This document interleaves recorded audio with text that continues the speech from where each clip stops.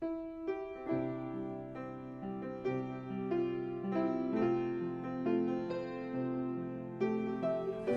inilah dia yang jadi kepada Adam dan Hawa, ya.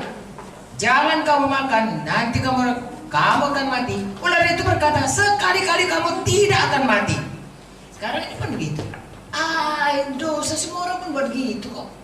Sedikit-sedikit ambil itu, nggak akan tahu itu bosmu itu, ya. Atau yang najis, semua orang pun begitu. Sekarang zamannya begitu, orang bisa hidup, ya, tanpa ikatan pernikahan.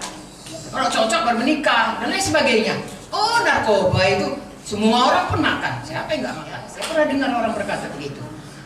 Nah, saudaraku, kalau kita dengarkan itu, kita akan melihat bahwasanya kita bisa jatuh lagi kepada dosa. Sebelum kita mengikuti Yesus, tentu saja kita tidak bisa melawan ini.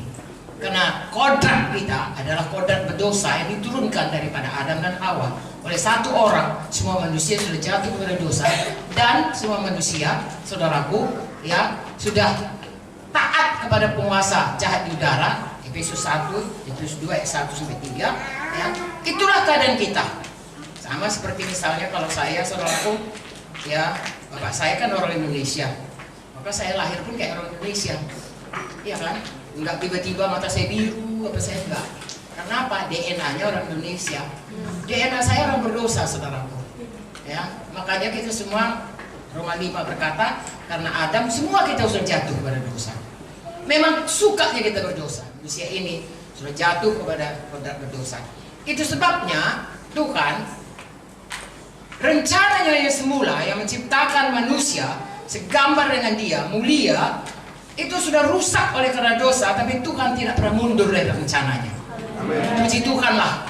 Dengan demikian kita tetap punya pengharapan kita bisa dipulihkan. Amen.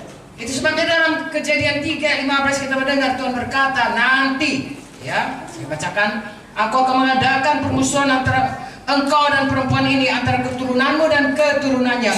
Keturunannya akan meremukkan kepalamu dan engkau akan meremukkan tumitnya. Dan kata lain, Yesus akan lahir untuk menebus kita. Dia akan mati, saudaraku, tapi setan dipatahkan kuasanya. Amin. Haleluya.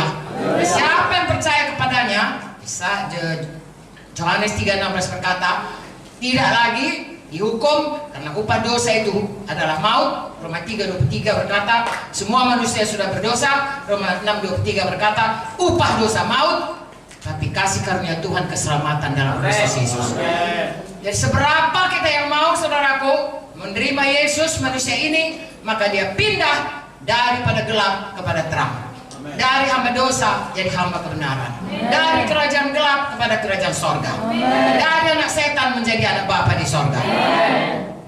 Bagian kita percaya, bagian Tuhan menyediakan darahnya.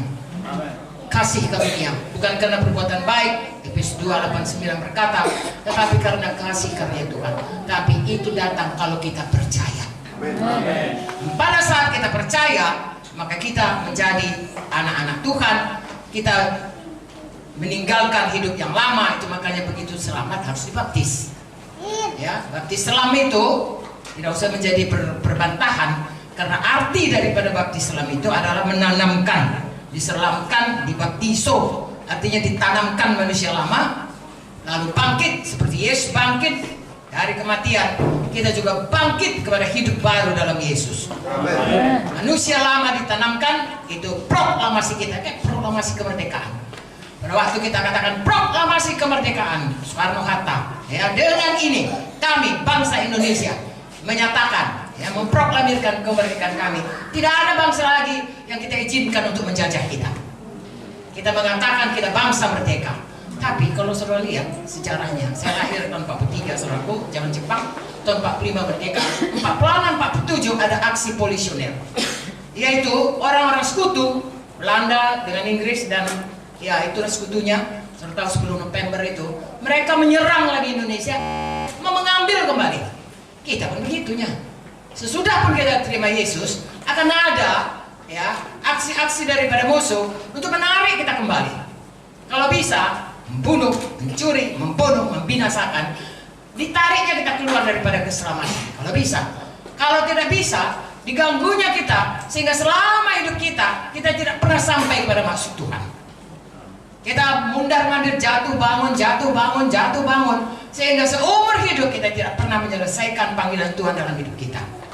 Nah saudaraku, karena kerjanya mencuri, membunuh, membinasakan, dan dia bapa penipu. Untuk itulah kita harus tetap teguh mengikut Tuhan sampai kepada panggilan Tuhan selama kita berada di dunia ini. Nah, ada kurun waktu kita di dunia ini. Sejak mulai kita selamat, sejak mulai kita menjadi hamba kebenaran, sejak mulai Yesus ada dalam hati kita, itulah perjalanan kita dimulai untuk dipulihkan Tuhan seperti dulu waktu dia menciptakan manusia di Taman Eden. Saudaraku, nanti di Yerusalem itu adalah Eden yang berikutnya, saudaraku. Ya, karena dunia ini nggak lagi bisa, udah rusak serusak-rusaknya. Jadi Tuhan ciptakan kepada kita rumah baru, dan itu rumah baru turun, saudaraku, bumi jadi Yerusalem baru. Karena Tuhan akan diam dengan kita. Sebenarnya itulah kehendak Tuhan. Ya, makanya Tuhan tidak berikan, Tuhan tutup itu Eden, tidak boleh lagi manusia ke situ, sebab kalau dimakannya itu hidup kekal, pohon kehidupan yang kekal. Kehidupan kekal dia dalam dosa. Sedangkan kita harus dipulihkan kembali. Dan selama kita hidup ini, mari kita terus bertumbuh, dipulihkan kembali kepada kehidupan yang seperti yang dikehendaki Tuhan.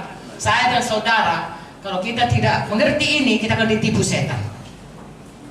Ya, ada 3 perkara dalam hidup ini yang bisa menarik kita sehingga kehendak Tuhan, rencana Tuhan mau memulihkan kita kembali seperti tadi. Oh, supaya kita ini hidup segambar dengan Tuhan, supaya kita hidup memenuhi bumi ini dengan keturunan kita, dan juga supaya kita hidup memerintah di bumi ini, bukan diperintah oleh bumi ini, artinya diperintah oleh bumi ini. Apa yang disenangi dunia ini yang kita ikutkan, tapi kita yang memerintah. Artinya, saudaraku, kita yang menentukan bagaimana kita hidup benar di hadapan Tuhan. Haleluya.